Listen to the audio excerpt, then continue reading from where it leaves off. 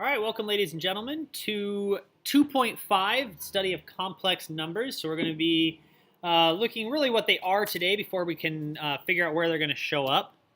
Kind of like this quote. Some of you might want to take this to heart a little bit. But let's go ahead and get on into it. So first question that we need to answer is, what is a complex number? Well, this is a 17th century, so if you're bad with that, that's 1600s.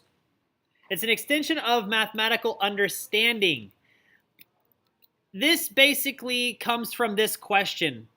F of x equals x squared plus 1, and I want to know, where does that function equal 0? Or where does it have any x-intercepts? If that's the question, the answer would be x equals plus or minus the square root of negative 1.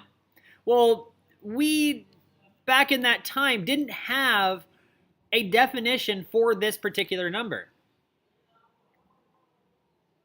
But in order to satisfy our fundamental theorem of algebra, there needs to be two answers to this question right here. X squared plus 1 equals 0 because of the square.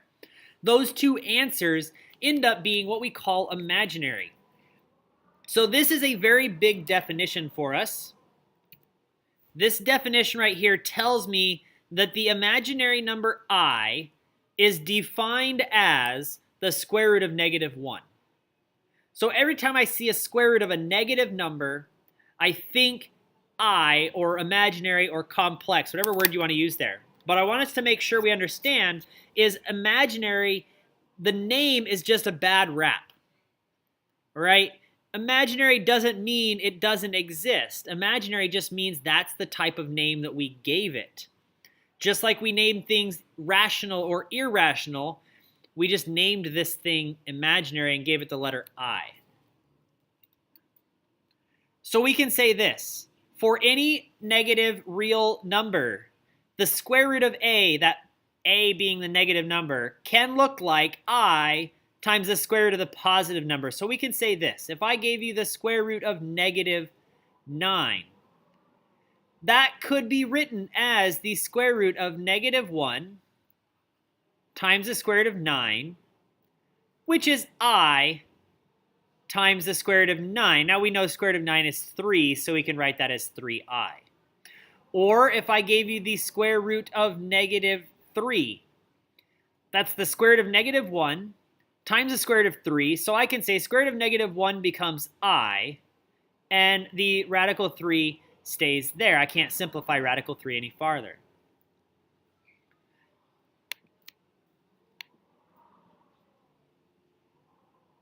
All right. So the idea of a complex number is a plus bi, and this is what's called standard form. A and b are just real numbers. A is called the real part, and b is called the imaginary part. And places that you're going to find these are from the quadratic formula. If I have something along the lines of 1 plus or minus the square root of negative 9 over 2, every once in a while we would say, oh, there's no solution. But it just means there's no real answer to this statement. However, we could say it's 1 plus, remember the square root of negative 9 is 3i over 2. Let's say plus and minus. Which then we could write as 1 over 2 plus and minus 3 over 2i. And that would be called standard form, where a is the real part of the number, which is 1/2, and b is the imaginary part of the number, which is 3/2. And there's lots of things that we're going to do with this number coming up in today's lesson. But I wanted to make sure we define this very well, that we understand what we're looking at. So there are operations that we're going to be doing, and operations mean plus, minus, multiply, and divide. So for the sum and difference, addition and subtraction, we're going to combine these things. We're going to call them like terms. So that means we're going to add or subtract real part with real part, and imaginary part with imaginary part. So let's do one simple example here. If I had the complex number 2 minus 3i, and I want to add 6 plus 7i, I have two complex numbers, and I'm going to add them together. So I need to add the 2 and the 6 because those are the like terms. So I get 2 plus 6. And then I get a minus 3 and a plus 7. So let's write it like this. I get a minus 3 and a plus 7i. You don't have to write it out this way every time, but here I can say, okay, 2 plus 6 is 8. Negative 3 plus 7 is 4i, and there is our complex number, or the sum of the complex number. I could go one step farther here, and I can say, what's 2 minus 3i minus 6 plus 7i? Well, we do the same thing as we do with polynomials. We just say 2 minus 6 is negative 4. And negative 3i minus 7i is minus 10i. And again, there is our answer. So that's addition and subtraction. They're very simple, combining like terms together. A couple little things that go with addition. We have these things called additive identities. That's just adding 0.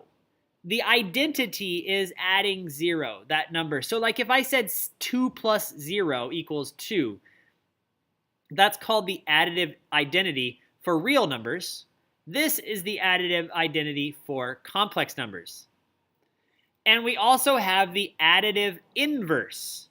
The additive inverse is just the opposite of the original number. So if I told you you had the number 2 plus 3i, the additive inverse is negative 2 minus 3i, because when you add those things together, you get the identity.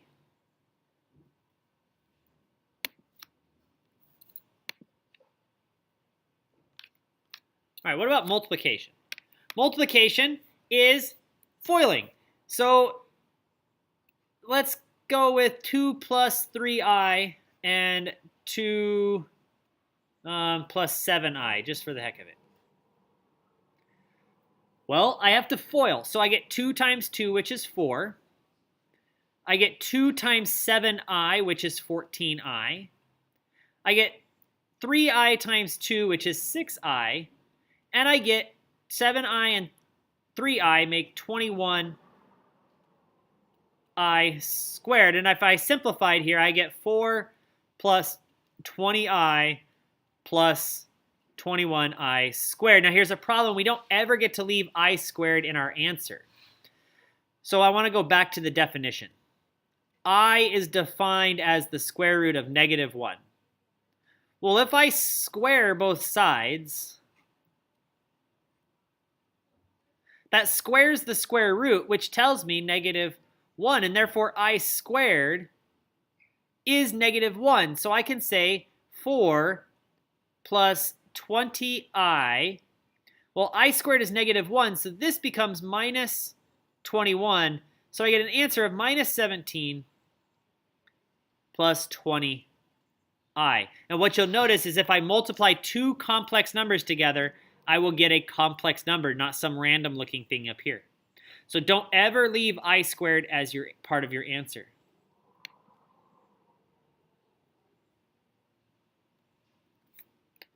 So here's something you need to remember. That's what I just put up there. I squared is negative 1. Very important for us. The multiplicative identity is really just multiplying by 1. 1 plus 0i is equal to 1, by the way.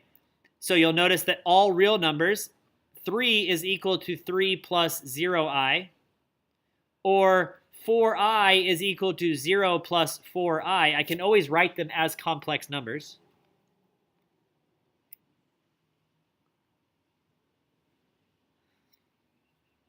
The multiplicative inverse is the reciprocal of a plus bi. So 1 over a plus bi. because if I multiply those two things together, I get 1. If I said 2 plus 3i times 1 over 2 plus 3i, notice they'll cancel, and that equals 1. So addition, subtraction, and multiplication are somewhat the easy ones. The hard one always comes up with division. First, for division, we need to understand the idea of a complex conjugate. Now, here's where things are going to get a little bit more mathy here. Whenever we deal with complex numbers, we usually let the letter z be a complex number. So in this case, a plus bi. The complex conjugate is written as z bar, with the bar over the z. And that's equal to the opposite of the imaginary part. So if I gave you the number 2 plus 3i, its complex conjugate is 2 minus 3i. Or if I gave you the number negative 3i minus 2, its conjugate is going to be 3i minus 2. Notice it's the opposite of the imaginary piece, not the opposite of the real piece. Let's multiply two of these conjugates together. Let's look at 2 plus 3i, because this is very, very important for us to know what happens here. And 2 minus 3i. If we were to FOIL these things together, we'd get 2 times 2, which is 4.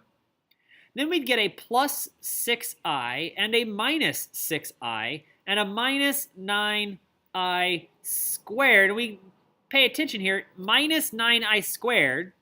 Remember, I squared is negative 1. And therefore, this becomes 4. This becomes a plus 9. And that goes away. So I get an answer of 13. And here's the beauty of this. Multiplying two complex conjugates will give us a whole number. And that's very, very key for us when it comes to dividing complex numbers. When you divide two complex numbers, you must multiply the top and the bottom by the conjugate of the denominator. So let's take a look at what that would look like. If I have 1 plus I over 2 plus 3i. This is division.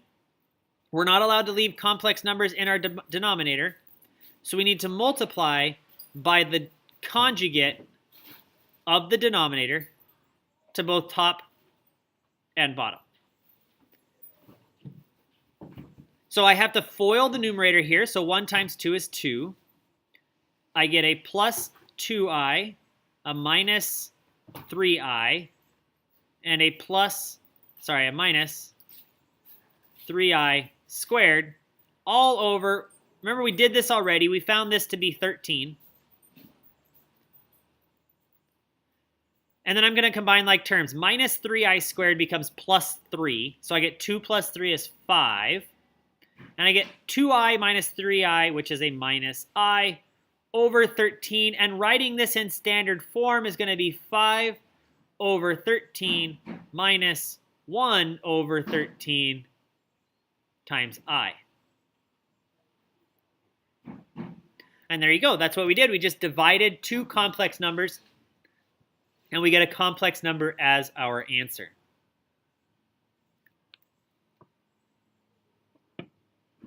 One of the last things we're going to do here is we're going to graph complex numbers. Now, graphing complex numbers are just looking at coordinates, essentially.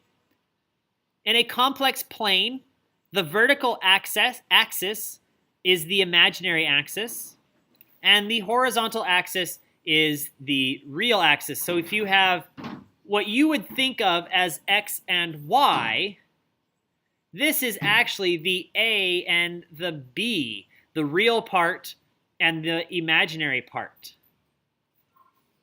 So the coordinate, or the real, or the complex number a plus bi looks like the coordinate a comma b. So looking at the coordinate, sorry, not the coordinate, the complex number 2 plus 3i, that looks like the point 2 comma 3. And we would go over 2 and up 3. And this would be the complex number 2 plus 3i.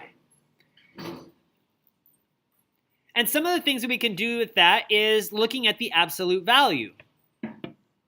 In math terms, this is called the modulus of the complex number. And what it is absolute value defined as the distance from 0. Well, in this case, it's the distance from the origin. So the absolute value of z here, that dash, well, that kind of looks like the hypotenuse, which actually kind of means distance. And distance is going to be the square root of a squared plus b squared. Look at that, it's Pythagorean theorem all over again. So the absolute value of a complex number, very big things here. If I told you the absolute value of 2 plus 3i, or actually the absolute value of 2 minus 3i, this do not ever write this as 2 plus 3i. All right, that will bring tears to my eyes. However, the absolute value of 2 minus 3i is the square root of a squared plus b squared, and that's 4 and 9, which make 13, so it's the square root of 13.